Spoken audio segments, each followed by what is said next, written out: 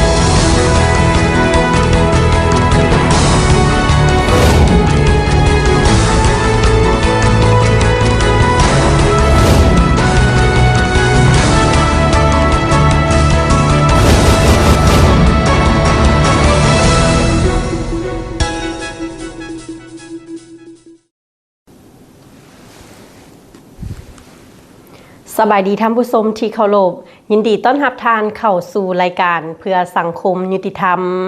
มาพบกับทางรายการของพวกเราเป็นประจำทุกวันอาทิตย์เวลา 19:30 เวลา 20:00 นและทุกวันจันทร์เวลา 10:30 เวลา 11:00 นทางโทรภาพป้องกันความสงบและในมื้อนี้รับหน้าที่ดำเนินรายการโดยปาวิคัมเพชรธรากุลมาพบกับทางรายการของพวกเราในอาทิตย์นี้ทางรายการของพวกเรานั้นก็ได้รวบรวมข่าวการเคลื่อนไหวของแขนงการยุติธรรมมานำเสนอให้ท่านผู้ชมได้ติดตามรับชมซึ่งเราจะมาเริ่มต้นกันที่ข่าวหัวหน้าแขนงส่งเสริมเวียกงานยุติธรรมลงเคลื่อนไหวโฆษณาเผยแพร่กฎหมาย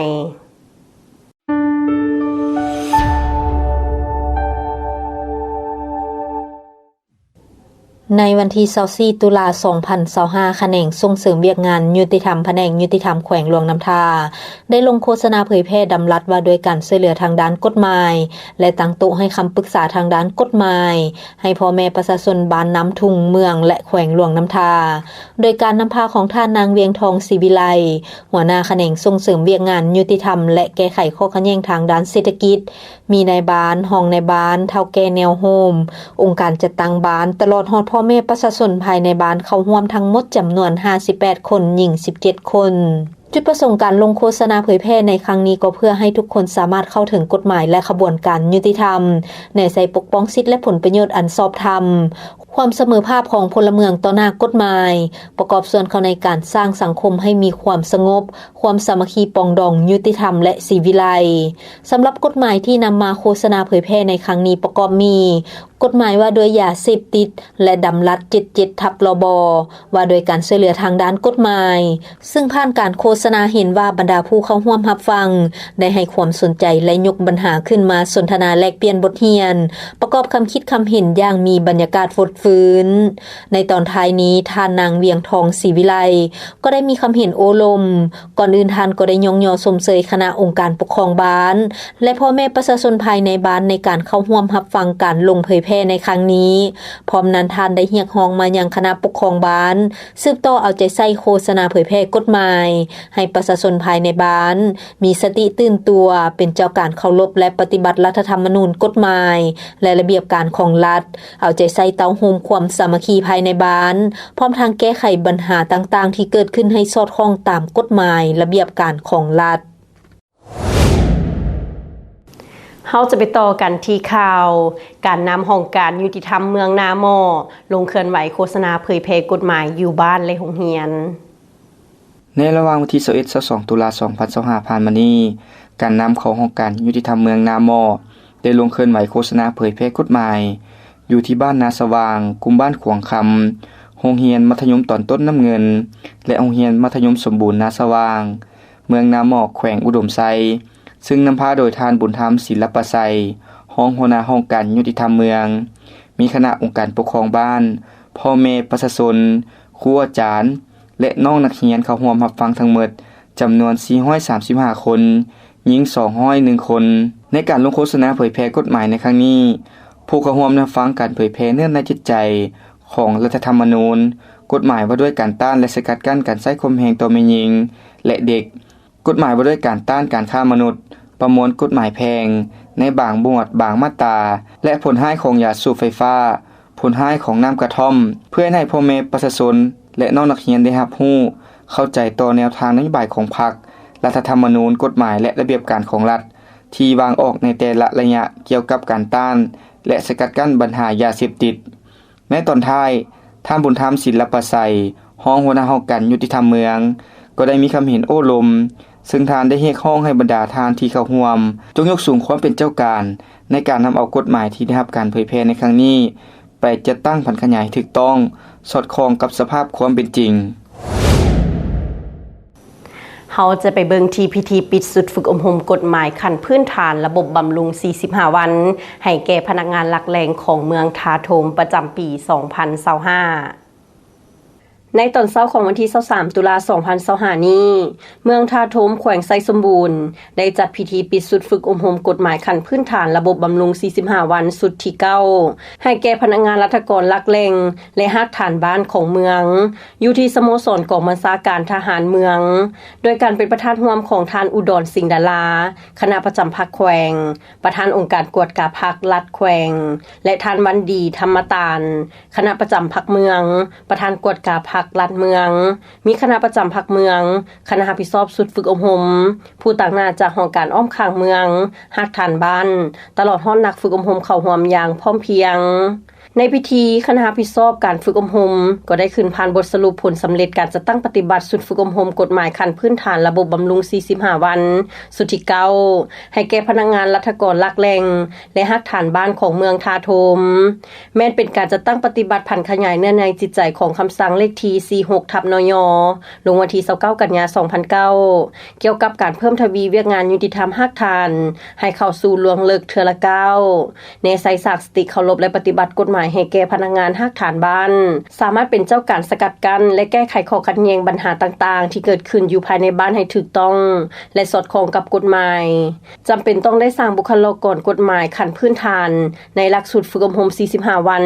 ให้บรรดานายบ้านห้องนายบ้านองค์การจัดตั้งต่างๆของบ้านและพนักงานหลักแหล่งของเมืองทาโทม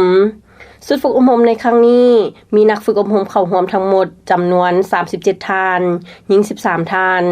ที่มาจากฮักฐานบ้านและพนักงานหลักแหล่งของเมืองทาโทมซึ่งประกอบมี32วิชา21หน่วยกิจและ336ชั่วโมงเริ่มจะตั้งปฏิบัติการเรียนการสอนมาตั้งแต่วันที่9สิงหาหา9ตุลา2025จึงสำเร็จผ่านการฝึกอบรมในระยะผ่านมาสามารถสรุปตีราคาได้ประเภทดีเด่นจำนวน19ทานประเภทดี18ทานจากนั้นในพิธีก็ได้มีการมอบใบยั่งยืนให้นักฝึกอบรมที่สำเร็จการฝึกอบรมกฎหมายระยะสั้น45วันจำนวน37ทานหญิง13ทานในตอนท้ายของพิธีคณะประธานได้ผลัดเปลี่ยนกันมีคำเห็นซึ่งก่อนอื่นก็ได้แสดงความย่องยอสมเสยต่อคณะรับผิดชอบครูอาจารย์และนักฝึกอบรมที่ได้เอาใจใส่ในการศิษย์สอนและค้นคว้าหำเรียนจนสำเร็จนอกนั้นท่านยังได้เน้นหนักให้ผู้สำเร็จสุดฝึกอบรมในครั้งนี้จงนำเอาความรู้ความสามารถที่ได้เรียนมาไปผันขยายเข้าในหน้าที่เวียกงานของบ้านในขอบเขตความรับผิดชอบของตนให้เกิดผลประโยชน์สูงสุดที่ผ่านไปนั่นก็เป็นข่าวการเคลื่อนไหวของแขนงการยุติธรรมประจำอาทิตย์นี้ส่วนระยะหน้าจะให้ท่านผู้ชมได้รับชมละครสั้นที่มีเนื้อในเกี่ยวกับกฎหมายซึ่งว่าจะเป็นละครเรื่องไหนนั้นให้ท่านผู้ชมได้ติดตามรับชมในระยะหน้าแต่ตอนนี้ให้ท่านได้รับชมสิ่งที่น่าสนใจจากทางรายการของพวกเราก่อน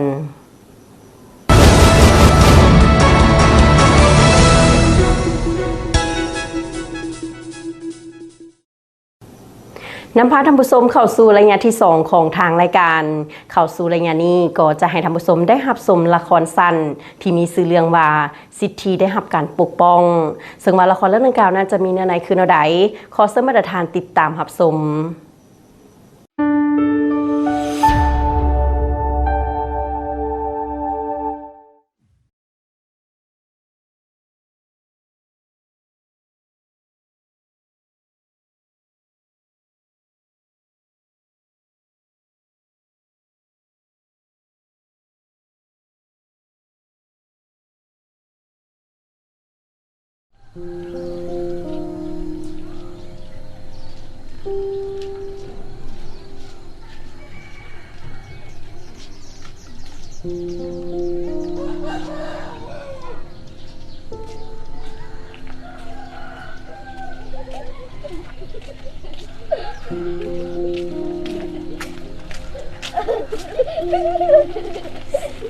ซึ่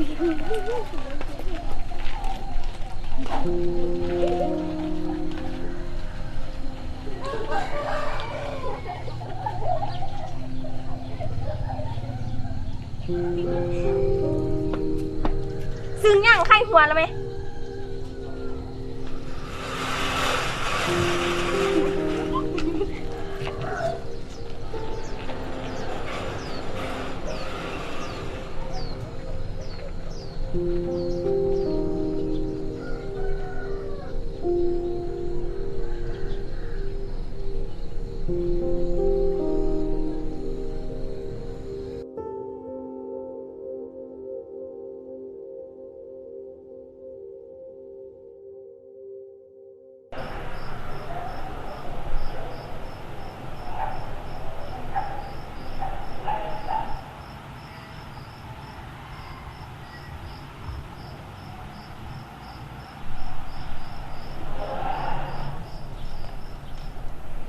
เลยบ้านเฮาฮู้ว่าเจ้าไปรักเรียนหนังสืออยู่ข้างห้องเป็นประจำต่อไปนี้เฮาจะเอาปืนกายมาให้เจ้าเบิ่งทุกมื้อเด้อ ขอบใจเด้อครูเอ้ยสิตั้งใจเรียนถ้าว่าเอ้ยสิบ่มีโอกาสได้เข้าโรงเรียนนำหมู่ก็ตามแต่เอ้ยก็บ่ว่าอยากเป็นคนที่ปึกหนังสือ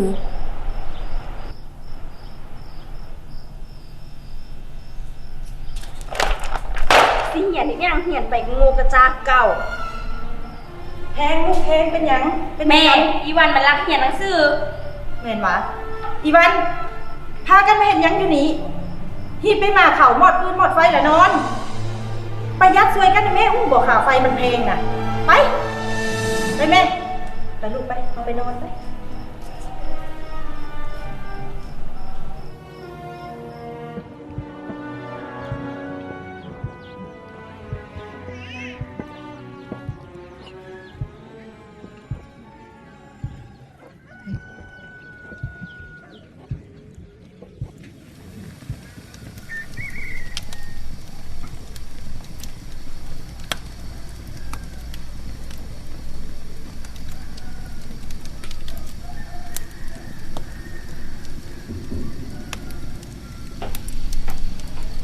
หิบไว้เด้อแม่ย่าเข้านี่น่ะ โอ๊ย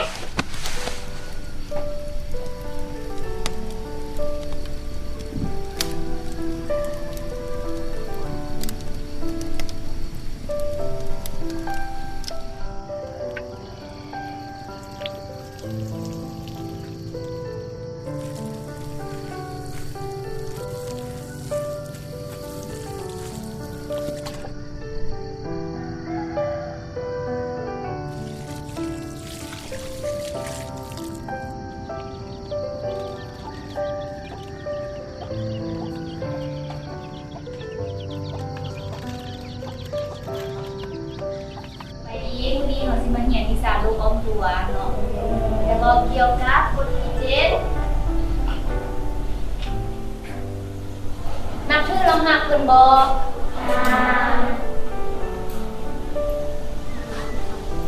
นับชื่อเราหักเพิ่นพร้อมเนาะนับชื่อเราต้องให้หักเพิ่นพร้อมหักทั้งพ่อหักทั้งแม่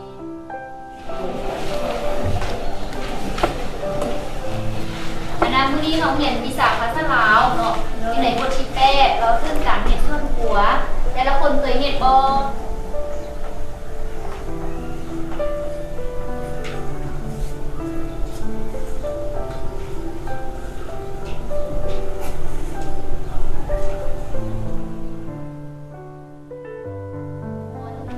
เราบนหุ่นช่องจำนวนหนึ่งเนาะ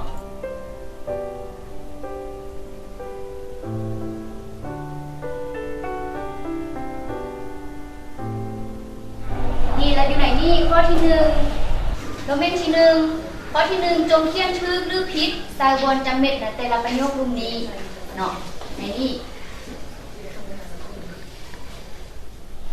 คนบัวห้องตัวเลขจำนวนหนึ่งห้านค่าทั้ง3จะเมียนทวีคูณของ3เป็นคำตอบที่ถูกหรือผิดถูกอันนั้นข้อที่2ทุกจำนวนที่ห้านค่าทั้ง2กับห้านทั้ง4ถูกหรือผิดผิด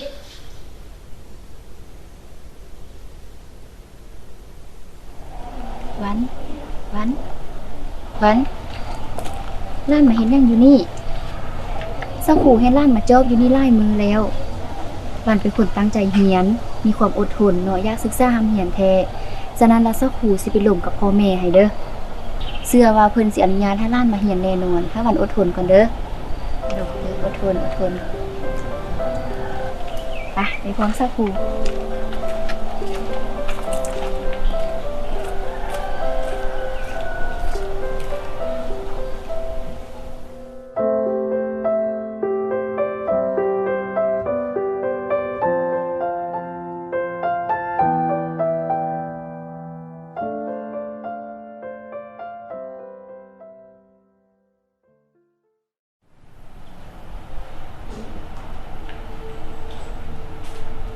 ไปใส่มา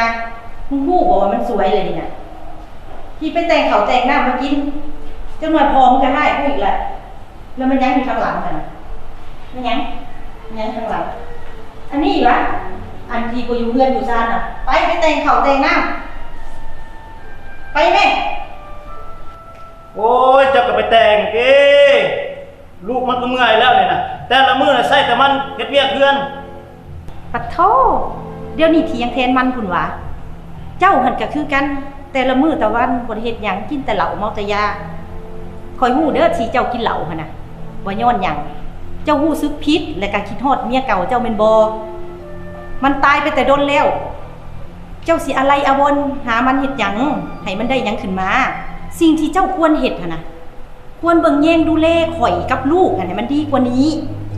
บ่แม่นซัมมาเลเทเมาไปแต่ละมื้อแต่ละวันและอีกอย่างเงินที่เฮามีทุกมื้อนี่น่ะมันก็ลอยโลไปทุกมื้อละทุกอย่างมันเกิดขึ้นยอดข่อยเองข่อยมันซัวทีมนอกใจเมียมาคบกับเจ้าให้เจ้าจื้อไว้เรื่องที่อยู่เงินที่ใช้ทุกมื้อนี้มันแม่นของอีวันข่อยก็อยากให้เจ้าเฮ็ดดีกับมันแดอย่างน้อยก็ให้มันไปโรงเรียนน้ำหมู่พอเถอะถ้าว่าเจ้ายังมีความเป็นคนอยู่อันใดข่อยก็มอบให้เจ้าดูแลหมดเจ้าจะใจดำกับมันหลายมันก็เป็นลูกข่อยผู้หนึงพอเสียอารมณ์ข่อยสิออกไปหาหมู่ก่อนแล้วเจ้าก็บ่ต้องโทรหาข่อยอีกฮอดมื้อเวลาข่อยกลับมาเองดอกได้ยินบ่ลิ้นลงไปลิ้นไพ่น่ะจักมือก็สิได้ขายมันเพื่อนพุ่นล่ะ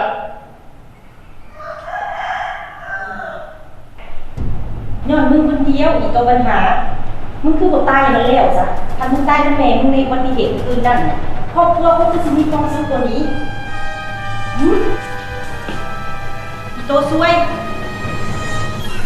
มึงคือโคตรแท้โคตรแท้อีโคตรแท้โคตรแท้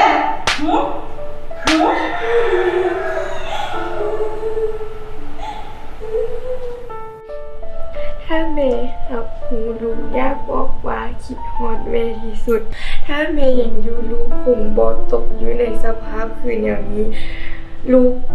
คงจะได้เรียนหนังสือและมีความสุขคือกับคนอื่นลูกคิดฮอดแม่เหลือเกินแม่เอ้ย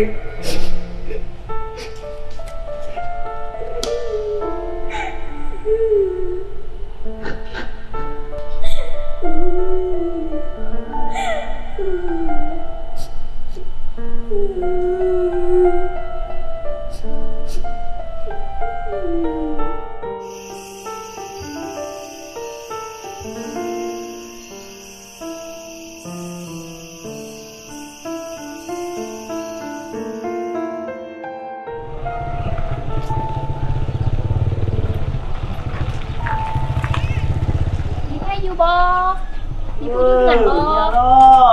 ไปรอมาสบายดี โอ้จะพูดเที่ยวมาจังเนาะมองอะไรมองสบายดีสักครู่แก้วเชิญนั่งกินเหล้าเลยนางวันอยู่บ่มื้อนี้หั่นน่ะนางวันวะอีวันมันอยู่เฮือนพุ่นแหละในเฮือนพุ่นน่ะเฮ็ดกับมันน่ะบ่มีหยังไรดอกอย่ามาลมเรื่องนางวันนั่นแหละเลยนางไผพรเอ้ยพรเอามาสักครู่แก้วเด้สบายดี มีหยังบ่สักครู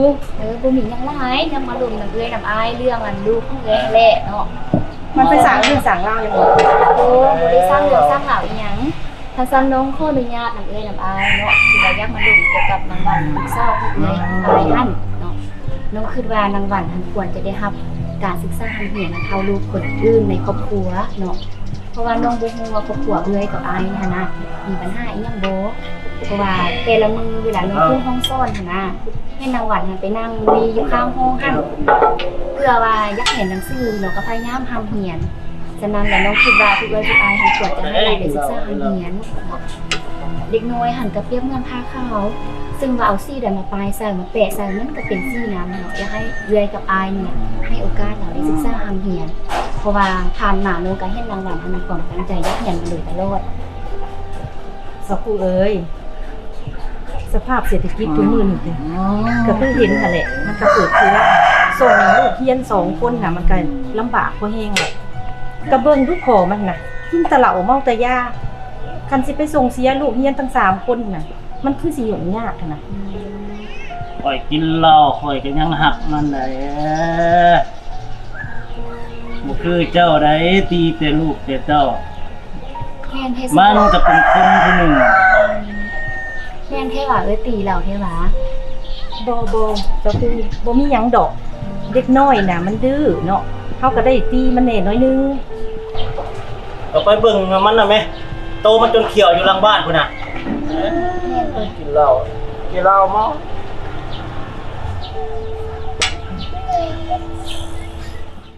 หวานล่างอยู่ไสหวาน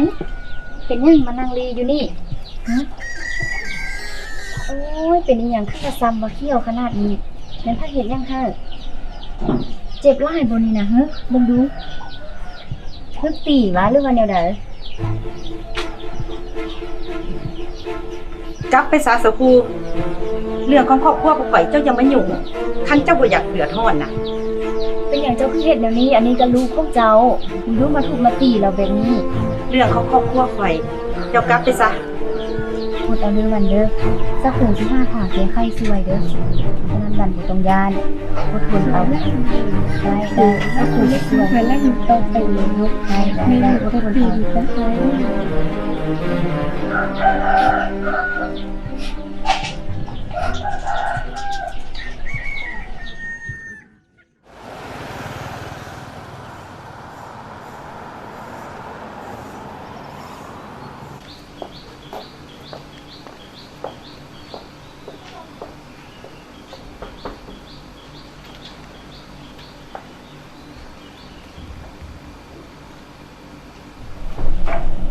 สบายดี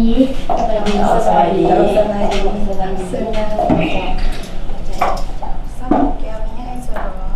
เจ้าคือว่ามีเรื่องอยากมาขอคำปรึกษาหน่อยนึงเนาะก่อนอื่นเหมือนก็ต้องขออนุญาตนำเอื้อย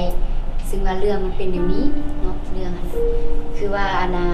น้องเห็นครอบครัวนึงที่ว่ามีพฤติกรรมที่บ่เหมาะสมเนาะกับเด็กอยู่ในครอบครัวเช่นว่าการห้ามบ่ให้เด็กหันใดศึกษาห้ามเรียนเนาะแล้วก็มีพฤติกรรมบ่ดีทางการกระทำทางวาจาเนาะทางทุบตีแล้วก็ทางปล่อยด่าทำให้ห่างกายน้องแหละเบิ่งเห็นพฤติกรรมแบบนั้นแล้วหดหู่ใจเนาะเลยอีตนสงสารหรือว่าอยากเข้ามาปรึกษานะพ่อเอื้อยเนาะเพื่อว่าขอความช่วยเหลือว่าเฮาสิมีวิธีการแนวใดเพื่อว่าให้การช่วยเหลือแก่ผู้เกี่ยวเนาะในการกระทำแบบนี้บ่ฮู้ว่ามันสิผิดกฎหมายหรือบ่เนาะถ้าหากว่ามีแลผิดแนวใดสิหาน้องเลยอยากเข้ามาปรึกษาว่าสิเฮ็ดวิธีใดแก้ไขช่วยเรา สภาพคือแบบนั้นเนาะเป็นตาอุตนเนาะมันเป็นแบบนี้นะการกระทำผิดของคุณยายต่อเด็กแบบนี้มันบ่ถูกได้เนาะปัจจุบันนี้มันมีกฎหมายว่าด้วยการต้านไปสกัดกันการใช้ความรุนแรงเนาะต่อแม่หญิงและเด็ก เจ้า เพื่อปกป้องสิทธิ์และผลประโยชน์อันสำคัญของเด็กการกระทำในลักษณะดังกล่าวเป็นการกระทำที่ต่อร่างกายจิตใจซึ่งได้กำหนดไว้อยู่ในมาตราที่13นี้มันเว้าเรื่องความรุนแรงต่อร่างกายมาตราที่14นี้ความรุนแรงต่อจิตใจนอกจากนั้นมันยังได้กำหนดมาตราการต่อกับผู้ละเมิดกฎหมายเนาะว่าด้วยการต้านและสกัดกั้นการใช้ความรุนแรงต่อหญิงและเด็กในมาตรา ที่75ระบุว่าบุคคลนิติบุคคลหรือการจัดตั้งที่ได้ละเมิดกฎหมายฉบับนี้เป็นต้นแม่นข้อห้ามตามที่กำหนดไว้เนาะในมาตราที่45และ46ของกฎหมายฉบับนี้จะถูกปฏิบัติตามมาตรการศึกษาอบรมหรือลงวินัยเนาะปรับไม่ทางแพ่งหรือลงโทษทางอาญาเนาะอันนี้ก็เอาแต่กรณีหนักหรือเบายังดีเนาะที่มันมีกฎหมายปกป้องเนาะเจ้า นอกจากนี้เนาะเด็กทุกคนมีสิทธิพื้นฐานใดโดยอิงตามกฎหมายว่าโดยการปกป้องสิทธิและผลประโยชน์ของเด็กกำหนดไว้ว่าเด็กทุกคนมีสิทธิพื้นฐานดังนี้เนาะ 1. ดำรงชีวิตอย่างปลอดภัยและได้รับการพัฒนาทางด้านร่างกายและจิตใจอย่างเหมาะสม 2. สิทธิ์ได้รับการจดทะเบียนการเกิดการตั้งชื่อและนามสกุลและได้สัญชาติ 3. สิทธิ์ถูกรับรู้และได้รับการเบิ่งแยงดูแลจากพ่อแม่และบ่ถูกแยกออกจากพ่อแม่เว้นเสียแต่ในกรณีเพื่อปกป้องผลประโยชน์ของเด็ก 4. สิทธิ์ได้รับการเบิ่งแยงทางด้านสุขภาพการปิ่นปัวและฟื้นฟูสุขภาพในเวลาเจ็บเป็น 5. สิทธิ์ได้รับการศึกษาเพื่อให้มีคุณสมบัติความรู้ความสามารถพรสวรรค์การก่อสร้างด้านวิชาชีพฝีมือแห่งงานและมีเวียกเฮ็ดงานทำ 6. สิทธิ์ปากเว้าแสดงคำคิดคำเห็นพบปะและแลกเปลี่ยนบทเรียนที่ดีกับเด็กด้วยกันเข้าร่วมกิจกรรมทางสังคมศิลปะวรรณคดีกีฬากายกรรมและการพักผ่อนที่เหมาะสมกับวัยอายุของเด็ก 7. สิทธิ์ได้รับรู้ข้อมูลข่าวสารซึ่งมีเนื้อในที่เหมาะสมกับวัยอายุและระดับการพัฒนาของเด็กพร้อมทั้งได้รับการปกป้องจากข้อมูลข่าวสารที่เป็นอันตรายต่อเด็ก 8. สิทธิ์ได้รับการปกป้องจากทุกรูปการทารุณทางด้านร่างกายและจิตใจต่อเด็ก 9. สิทธิ์ได้รับการปกป้องพิเศษในกระบวนการยุติธรรม 10. สิทธิ์ได้รับสิทธิ์อื่นๆตามที่ได้กำหนดไว้ในกฎหมายที่ว่ามีหลายสิทธิ์เนาะที่ได้รับการปกป้องจากเรื่องการเจ้าซั่นแหละขั้นตอนต่อไปที่เฮาสิมีวิธีการใดๆที่ว่าได้รับรู้เรื่องสิทธิ์แบบนี้แล้วนะโอ้ซันให้เจ้าไปห้ามนาการปกครองบ้านที่พวกเขาอาศัยอยู่เด้อเพื่อให้อันเพิ่นเอิ้นของพวกของผู้เกี่ยวน่ะมาศึกษาโอโหมตื้มเพื่อให้อันเข้าเจ้ารับรู้ถึงระเบียบกฎหมายบ้านเมืองโดยเฉพาะละแม่นสิทธิได้รับการปกป้องของเด็กหั่นฮันซันแลน้องก็สิได้ขอบใจและผู้เอื้อยเนาะที่มาได้ให้คำปรึกษาถ้ามันเป็นอะไรน้องก็สิโทรหาผู้เอื้อยตื่นบัดนึงเนาะฮันซันขอบใจเด้อขอบใจขอบใจ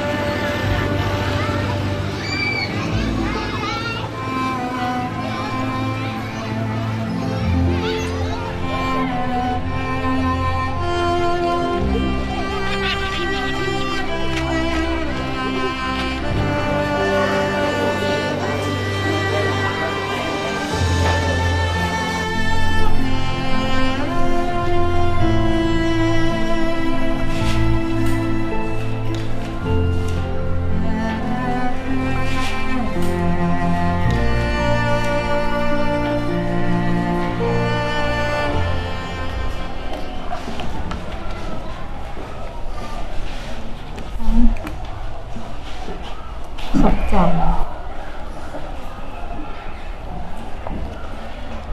ในที่สุดฝันของเขาก็เป็นจริง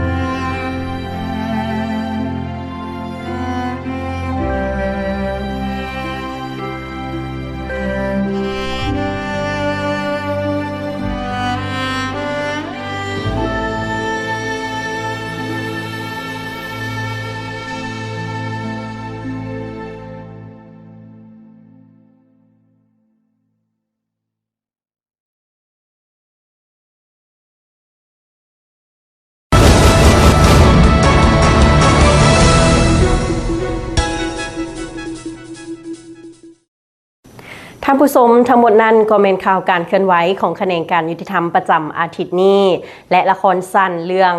สิทธิได้รับการปกป้องหวังว่าละครเรื่องดังกล่าวนั้นจะเป็นบทเรียนและคติเตือนใจให้ท่านผู้ชมได้หลายพอสมควรท่านผู้ชมที่ฮักเพลงมาฮอดตอนนี้เวลาของทางรายการของพวกเราก็ใกล้จะสิ้นสุดลงแล้วก็ต้องขอขอบใจกับท่านผู้ชมที่ให้เกียรติติดตามรับชมรายการของพวกเรามาแต่ต้นจนจบท่านสามารถติดตามรับชมรายการเพื่อสังคมยุติธรรมได้ในวันและเวลาเดียวกันนี้มาฮอดนี้ผู้ดำเนินรายการป่าวีคำเพชรธรากุลพร้อมด้วยทีมงานขอลาท่านผู้ชมไปก่อนพบกันใหม่สบายดี